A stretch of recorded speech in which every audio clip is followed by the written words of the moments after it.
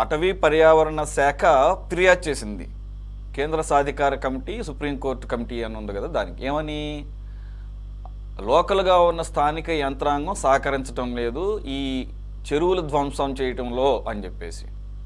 అంటే ఇప్పుడు ఆ శాఖ ఎవరి కింద ఉంది?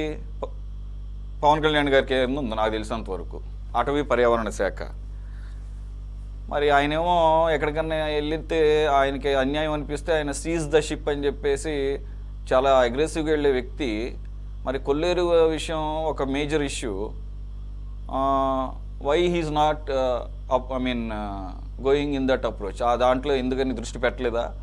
ఇకపోతే మీరు అంటారు కదా, యాక్చువల్గా ప్రభుత్వం తలుచుకుంటే ఎంత పెద్ద కాంప్లికేటెడ్ అయినా కానీ అది చేయొచ్చు చిత్తశుద్ధి ఉంటే. శేఖర్ రెడ్డి గారు మీరే చెప్పాలి. మరి ఎందు గురించి మీరు కూడా గతంలో ప్రభుత్వాలు అట్లాగే ఉన్నాయి కాబట్టి ఇదేం మొదటిసారి కూడా కాదు కూటమి ప్రభుత్వం రావటం, మరి ఎందుకు దృష్టి పెట్టలేదంటే ఏమంటారు శేఖర్ రెడ్డి గారు? సురేష్ గారు, నేను శేఖర్ రెడ్డి గారిని అడిగాను. కనీసం ఆ యొక్క కార్యాచరణ వరకన్నా వెళ్ళడము, నిధులు మంజూరు చేయడం వంటివి జరిగాయి. సురేష్ గారు నేను శేఖర్ రెడ్డి గారిని తీసుకున్నాను, శేఖర్ రెడ్డి గారిని రెస్పాండ్ అవ్వమని చెప్తున్నాను. ఒక్క నిమిషం మ్యూట్లో ఉంది శేఖర్ రెడ్డి గారు, మ్యూట్లో ఉంది మీ side. Sir sorry for that sir. ఇప్పుడు నేను ఒకటే అంటున్నా, కొల్లేరు సరస్సు సమస్య ఈ రోజు కాదు, 1975 నుంచి ఉంది. రకరకాల పరిశ్రమల కాలుష్యం అయితే ఏం చేద్దాం సార్? మున్సిపాలిటీ నుంచి వచ్చి కాదు సార్, అందరూ అదే మాట మాట్లాడుతున్నారు. అయితే ఏం చేద్దాం? వదిలేద్దాం కాదు సార్, ఎప్పటి నుంచో ఉందని చెప్పేసి సమస్యలు వదిలేద్దాం అంటున్నాం. మరి ఇంకెందుకు మీరెందుకు ఇంకా దానికి చంద్రబాబు నాయుడు ఎందుకు రావాల్సిన అవసరం, పవన్ కళ్యాణ్ డిప్యూటీ సీఎం అవ్వాల్సిన అవసరం, 5 శాఖలు తీసుకోవాల్సిన అవసరం? సార్ సూటిగా ఆన్సర్ అంటే 2 నిమిషాలు చెప్పేస్తా, లేదు ఒక 5 నిమిషాలు మాట్లాడమంటే మాడతా, మీ ఇష్టం. మీరు ఎలా అయితే రిజల్ట్ ఓరియంటెడ్ గా రేషనల్ గా లాజికల్ గా మాట్లాడండి.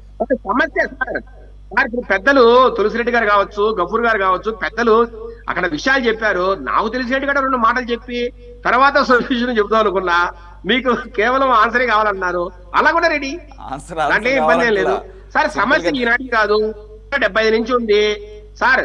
ఆ రోజుల్లో ఈ పరిశ్రమల కాలుష్యం కావచ్చు, లేదంటే ఈ మున్సిపాలిటీ వ్యర్థాలు కావచ్చు, రకరకాలు. దాని తర్వాత రొయ్యల సాగు సార్. అంతెందుకు సార్, కొల్లేరు సరస్సునే భాగాలుగా చేసి తవ్వేసి అక్కడే రొయ్యల చెరువులు తయారు చేసిన తీరును మనం చూసాం. ఆ రకంగా బ్లూ రెవల్యూషన్ కూడా కొంత కారణం. ఇలా రకరకాల కారణాలతో సార్ ఈ రోజు కొల్లేరు సరస్సు సరిహద్దుల్నే తులిపేసిన పరిస్థితి. ముందు సరిహద్దులు గుర్తించాలి. ఆ పరిస్థితి సార్ ఈ రోజు ఏదైతే సాధికారిక కమిటీ ఏదైతే ఉందో సుప్రీంకోర్టు ఆ పని చేస్తుంది సార్. 2024లో కూటమి ప్రభుత్వం వచ్చిన తర్వాత సాధికారిక కమిటీ ఈ మధ్య కాలంలో పర్యటించింది. మీకు అడ్డుపడుతున్నాను అనుకోకండి, ఒక్క నిమిషం. సందర్భం సమయం కాకపోతే ఇది లింక్ లేకపోయినా, గాలి జనార్దన్ రెడ్డి కర్ణాటక ఆంధ్రప్రదేశ్ బోర్డర్ చేర్పేశాడు, బోర్డర్ కనిపెట్టండి, సో దాని సంగతి ఏంటి తెలిసిందంటే 12 సంవత్సరాలు 20 సంవత్సరాలు పట్టింది, అదే సుప్రీంకోర్టే. మరి ఇది అంతకన్నా చాలా పెద్ద వ్యవహారం. దీన్ని సరిహద్దులు అసలు గుర్తించడం ఎవరు గుర్తించాలి దీనికి? నేను సార్ ఇప్పుడు సార్ ఇది అందుకే చెప్పేసారు, 50 సంవత్సరాల ఇష్యూ, రకరకాలుగా దీన్ని స్పాయిల్ చేశారు. దీన్ని బాగు చేయాలంటే సార్ కొంత టైం పడుతుంది సార్. ఏదో మా దగ్గర మ్యాజిక్ ల్యాంప్ ఉంది, తక్కువ 1 గంటలో అయిపోతుంది అని సురేష్ గారు చెప్పాలంటే మేము అబద్ధాలు చెప్పలేము. స్టార్ట్ చేశారా అని అడిగింది, మిమ్మల్ని ఏమి కంప్లీట్ చేయమంటలేదు. అదే అంటున్నా సార్, సుప్రీంకోర్టు వారి గైడ్ లైన్స్ ప్రకారం సాధికారిక కమిటీ ఈ మధ్య కాలంలో అక్కడ పర్యటించి అక్కడున్న ఎంపీ మహేష్, ఆయన మన మహేష్ యాదవ్ కావచ్చు, అట్లాగే రకరకాల ఎమ్మెల్యేలు ఎవరైతే ఉన్నారో వాళ్ళందరితో కలిసి పర్యటన చేశారు, బాధలు విన్నారు. డ్రగ్స్ కేసులో దొరికిన ఆయన డ్రగ్స్ కేసులో బయటకు ఎవరైనా ఆయన ఎంపీదే కదా సార్. కాదు, ఆయన మత్తులో జోగుతున్నాడా ఏంటి? కోర్టు తెలుసా సార్? కోర్టు డిసైడ్ చేయాలి సార్, కోర్టు డిసైడ్ చేయాలి. కానీ దీంట్లో చిన్న ఇష్యూ ఏంటంటే ఆయనకు హృద్రోగం ఉంది, అంటే హార్ట్ ప్రాబ్లం ఉంది. హార్ట్ ప్రాబ్లం ఉన్న వాళ్ళు డ్రగ్స్ వేసుకోకూడదు, డ్రగ్స్ తీసుకోకూడదు. కాబట్టి ఆయన క్లియర్ గా చెప్తున్నారు, అయ్యా నాకు హార్ట్ ప్రాబ్లం ఉంది, నేను డ్రగ్స్ తీసుకోకూడదు. అయ్యి ఏదైతే నేను టాబ్లెట్స్ వాడుతున్నానో దానికి సంబంధించిన అలవా- ఆ నమూనాలు మాత్రమే అలవాటు ఆయన చెప్తున్నారు. నేనేం కాదంటం మరి లేదు, కోర్టు నేనేం పరిధిలో కాదంటం ఉంది. లేదు కానీ లివర్ ప్రాబ్లం ఉందని చెప్పేసి ఆల్కహాల్ తాగడం మానేడు, ఆడేదో రకంగా మేనేజ్ చేసుకుంటూ తాగేస్తూ ఉంటాడు. లివర్ ప్రాబ్లం ఉంది కదా అని చెప్పేసి ఆపడు. అలాగే నేను సార్, అలాగే ఆయన అన్యాయంగా తీసుకున్నానని నేను మాట్లాడు అనట్లేదు. సార్. లెట్ ద కోర్ట్ దయచేసి సార్ నేనేమన్నా అంటే అతని ప్రాబ్లం అతను చెప్పాడు. సో దీనివల్లనే ఈ ఏదైతే డ్రగ్స్ ని తీసుకుంటున్నానో హార్ట్ అటాక్ హార్ట్ ప్రాబ్లం కి దానికి సంబంధించిన అవశేషాలే నా బ్లడ్ లో ఉన్నాయి. కానీ నేను సరే సరే ఎప్పుడు కూడా వదిలేసేయండి. cocaine లాంటివో లేకపోతే ఇంకోటి నేనేమంటున్నానంటే లోకల్ ఎంపీ కాబట్టి, అలాగే లోకల్ ఎమ్మెల్యేల యొక్క ఇంటర్ఫరెన్స్ క్లియర్ గా ఉందని అర్థమవుతుంది. లోకల్ గా ఉన్నవాడు మాకు సహకరించడం లేదని చెప్పేసి అటవీ పర్యావరణ శాఖ ఫిర్యాదు చేస్తే ఇంకెవరికి చెప్పుకోవాలి, ఎవరు ముట్టుకో. అక్కడ ప్రాబ్లం ఏంటంటే సార్ అక్కడ ప్రాబ్లం ఏంటంటే అక్కడ చాలా మంది నిస్తున్నారు, వాళ్ళకు కనీస మౌలిక వసతులు లేవు, రోడ్లు లేవు, డ్రైనేజీలు లేవు, గుర్తించడానికి భూములు కూడా ఈ రోజు గుర్తించలేని పరిస్థితి.